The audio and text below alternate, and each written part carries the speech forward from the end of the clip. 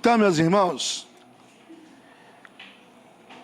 temos algumas demandas relacionais em nossas igrejas hoje, que há alguns anos atrás não eram motivos da nossa preocupação ou de um encontro como este.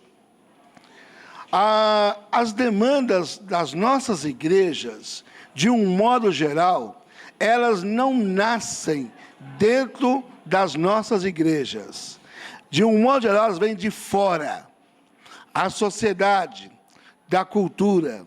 E a igreja se ajusta ou não, se adequa ou não, dependendo do assunto, dependendo da situação. Entre algumas das demandas, nós estávamos citando a questão das pessoas divorciadas. Há alguns anos atrás, 20, 25 anos atrás, era um assunto que não estava em pauta na sociedade, divorciados.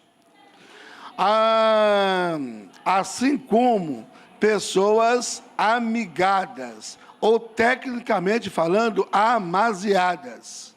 Também era um assunto que praticamente não estava em cogitação em nosso meio, mas que agora está na pauta do dia. Homossexualidade, feminina ou masculino, também não estava em pauta. Alguns anos atrás, não era motivo de preocupação, mas hoje está em pauta. E nós não temos como fugir, pelo menos, do debate, da conversa a respeito do assunto. Poderia falar também a respeito, por exemplo, de filhos, uma família composta de filhos de mais de um pai ou mais de uma mãe. Uma família que tem 5 filhos e, às vezes, cada filho pertence a um pai ou uma mãe. Quer dizer, a família do estilo histórico, tradicional, com um pai e uma mãe, com 9, 10, 15 ou mais filhos, esta família já não é o padrão, já não é mais o modelo atual. Nós não estamos entrando em méritos se está certo ou se está errado. Estamos apenas colocando algumas situações. No meio especialmente batista, mas não somente. Há alguns anos atrás, a figura do político estava fora de cogitação. Um político no meio de uma igreja evangélica, batista.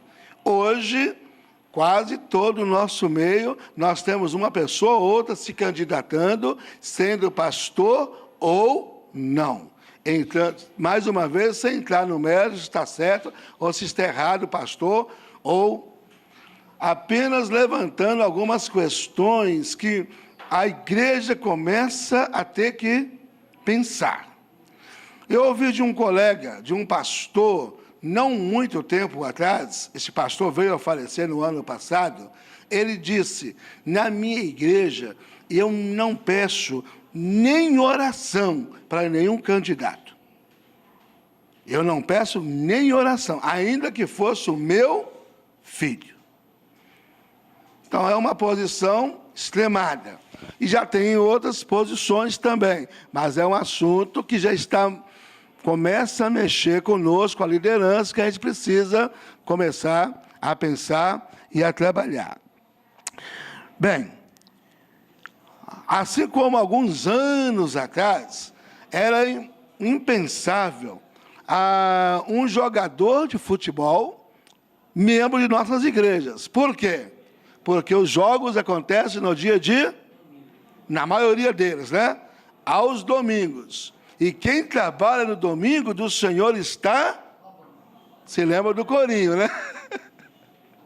Portanto, o jogador de futebol estava roubando do Senhor ao trabalhar aos domingos. E os primeiros que começaram nesta carreira, e como membro das igrejas, enfrentaram dificuldades. São situações que vão acontecendo e que a igreja precisa se preparar para poder, no mínimo, fazer uma mesa redonda, conversar, trabalhar e se posicionar. Chega um momento que é necessário se posicionar. Eu escolhi 2 temas para poder aprofundar um pouco mais, que é a questão dos amaziados e dos divorciados, que eu pretendo expor um pouco mais. E quero, então, enfatizar que esse trabalho sobre amaziado eu apresentei durante uns 2 meses a ordem dos pastores da Associação Batista Central, a pedido da ordem. Foi discutido, transformei em matéria e o presidente pediu que fosse trazido para mais pessoas, como estamos fazendo aqui agora.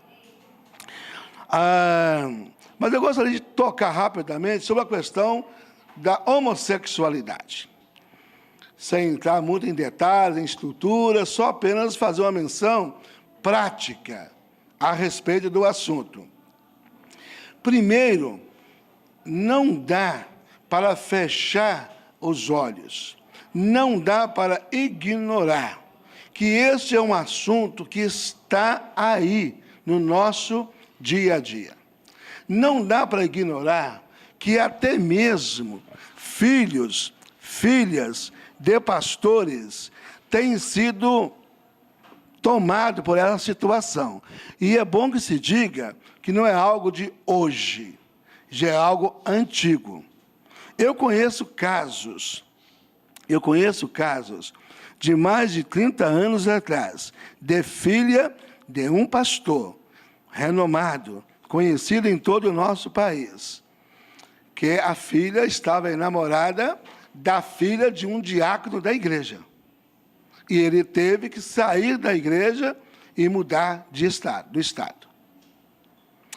Então, é só para dizer que acontece. Que não acontece só lá fora.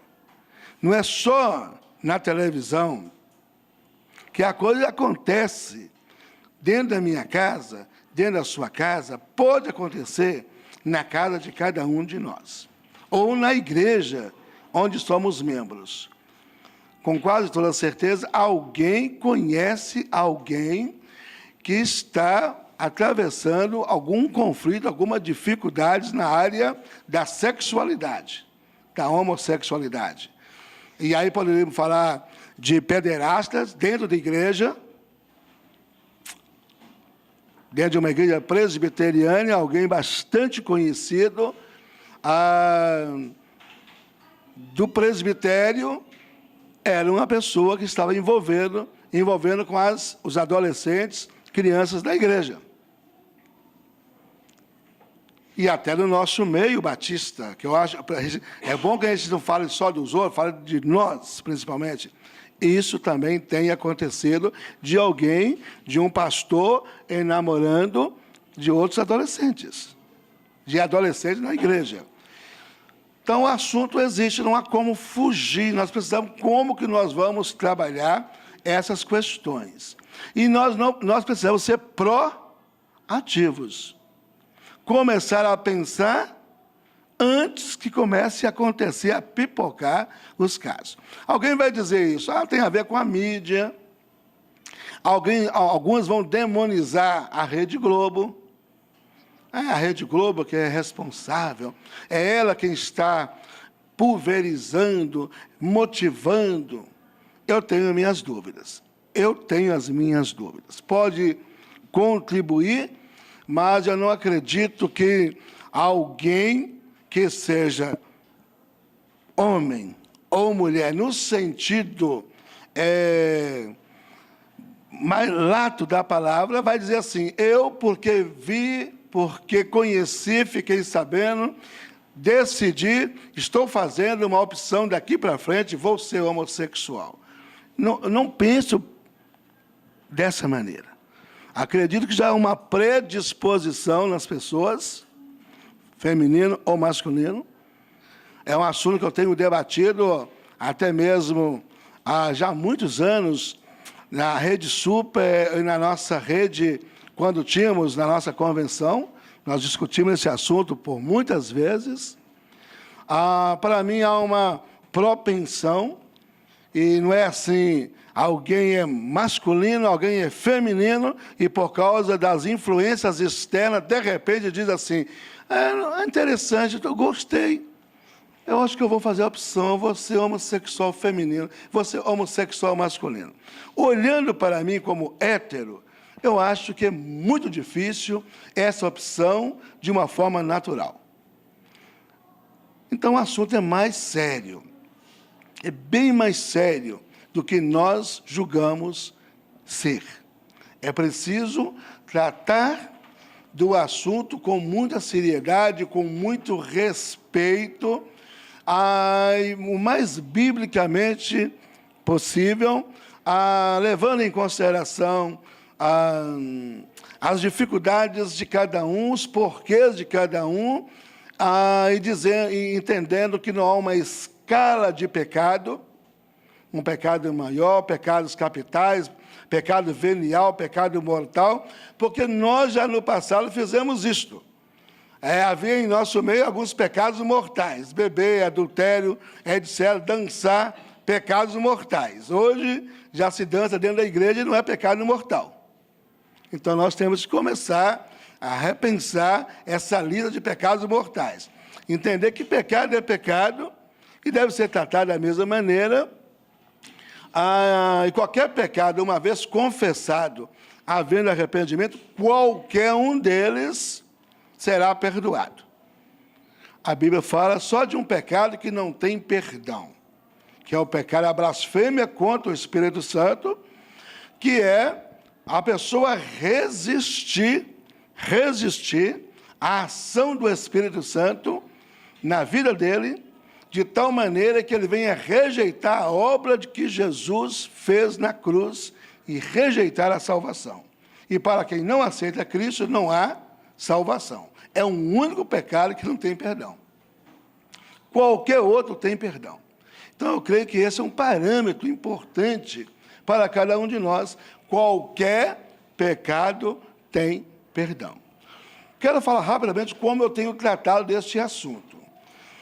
Eu fiz 4 anos de psicologia, eu não formei, fui para a filosofia, concluí meu curso em filosofia já há muitos anos, já leciono nessas áreas, fiz algumas pós-graduações nessas áreas. Então, eu venho trabalhando há muitos anos. Trabalhei na Visão Mundial, em aconselhamento urbano. E essa questão da homossexualidade, por exemplo, já fiz um casamento de um homem e uma mulher, ela sabendo que ele era homossexual, estão casados já faz muitos anos, e eu continuo acompanhando o casal, eu disse para ele, a qualquer momento do dia ou da noite, você tem alguém que você pode ligar, que você pode falar, e disse para ele, você vai lutar até morrer com essa inclinação. E você vai ter que fazer opções o tempo todo. Você vai ter que tomar decisões o tempo todo. E ele é uma pessoa que trabalha numa organização internacional, viaja pelo mundo, e ele me liga de madrugada, pastor, estou numa crise. Nós oramos, nós conversamos, graças a Deus ela passou, e os anos já se passaram, 8, 10 anos, já houve queda, mas ele levantou, sacudiu a poeira, deu a volta por cima e continua caminhando. Eu disse para ele, como hétero, se eu fosse dar vazão a todos os meus desejos, eu não seria um cidadão comum, seria um tarado. Qualquer homem tem essa tendência natural. Há uma necessidade de autocontrole. E isso todos nós trabalhamos com renúncias, abrindo mão. Mas o desejo em si, para mim, não é pecado. A consumação desse desejo de forma contumaz e de forma irresponsável, alegando que não há problema. O que tem? Aí é uma forma de encarar a situação. A outra é, estou batalhando, estou lutando, caí, levantei, quero continuar caminhando. Então, a gente vai caminhando com essa pessoa até Jesus chamar. Alguns de nós temos alguns tipos de compulsões. Alguns não podem ver alguma coisa e querem roubar. Outros não podem ver o que for que não conseguem nem pensar em tirar. Outros têm outros tipos de compulsão. E nós devemos entender isso nas diversas áreas que o ser humano enfrenta. Pode e deve. Tá certo. Uma forma de nós trabalharmos isso também é orientando, é que nem o pastor falou, é a proatividade. Acho que a maioria aqui está na liderança de igreja, mas é trabalhando na educação das crianças, porque isso tudo começa lá. Então, a gente tem feito assim, algumas palestras, porque eu tenho estado diante dessas situações, como sei também de colegas de outras igrejas que convivem com essa situação. E então a gente tem que trabalhar, são os pais mesmo. A gente orientar os pais, porque isso a gente detecta lá na infância e a gente então tem condições de orientar aquela criança para definir melhor a sua sexualidade. Então, e normalmente é um assunto que a gente não conversa na igreja. A gente fala de tudo, mas de homossexualidade a gente não, de sexualidade em geral, né? A gente não fala. E hoje nós estamos diante da situação. São membros da nossa igreja, são filhos de pessoas da nossa igreja, e a gente olha um rapaz totalmente afeminado, uma moça masculinizada, né? Eu sou da Igreja Batista de Viçosa, conheço o Elvésio, tivemos muito tempo em Uberaba, né? Então, eu tenho sentido, irmãos, necessidade de discutir isso.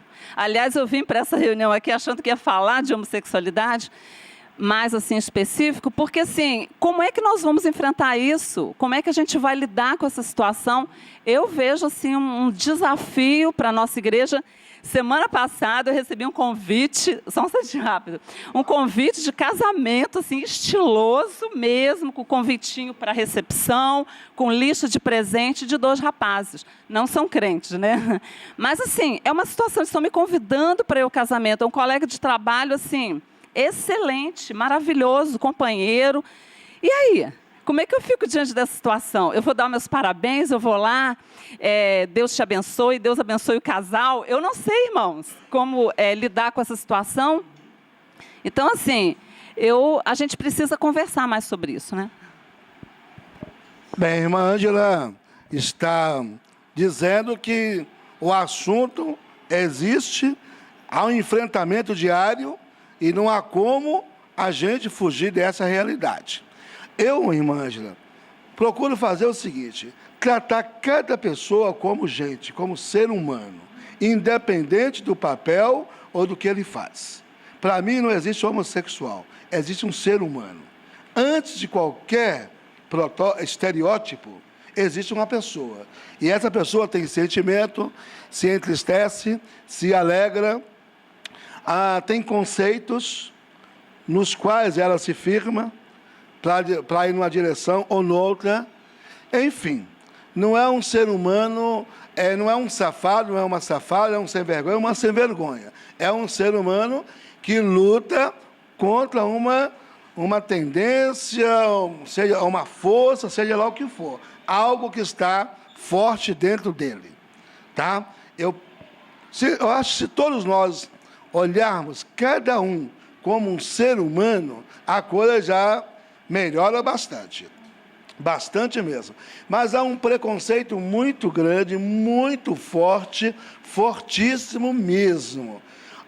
Eu tenho dado muitas palestras e conversado com muitas pessoas. Na minha igreja mesmo tem uma senhora, ela me surpreendeu, porque as filhas dela, muito jovens, super, mega fechadas. Mas aquela senhora levantou e falou a respeito do assunto que nós estamos tratando com tanta clareza, com tanto amor, que virou um destaque. Uma senhora com quase 80 anos, com a mente muito mais aberta do que as filhas bem jovens.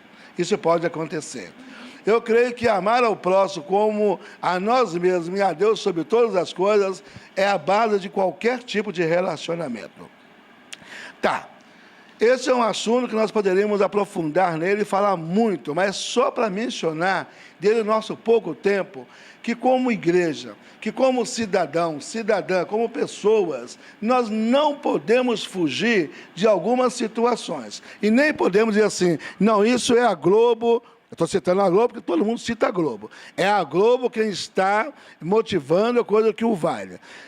Sendo motivado ou não, eu acredito que, de um modo geral, a mídia, ela reporta, ela traz muito da realidade, do que está acontecendo. Nós ficamos chocados. E como nós não estamos tratando do assunto, quando aparece, a gente gostaria que ficasse escondidinho, que ninguém mostrasse. O relacionamento entre dois homens, entre duas mulheres, nós não gostaríamos que isso fosse colocado no palco da existência humana. Mas não adianta negarmos, existe desde o início da criação do mundo. Não tem nada a ver com Rede Globo, não tem nada a ver com mídia, existe desde que o ser humano existe. Esse é um fato inegável. Espera aí, irmã, espera aí. Pedido sempre trazer. Tá. Hein, pastor? Porque a realidade... Maria Cristina, esposa do pastor Abraão. Eu falo assim, que o pecado, realmente nós somos seres pecaminosos, né? E com uma qualidade, que nós somos inteligentes. Então eu falo assim, todos nós somos dotados de inteligência. Eu falo assim, mesmo que ela seja limitada, nós somos dotados disso. Então eu falo assim, a escolha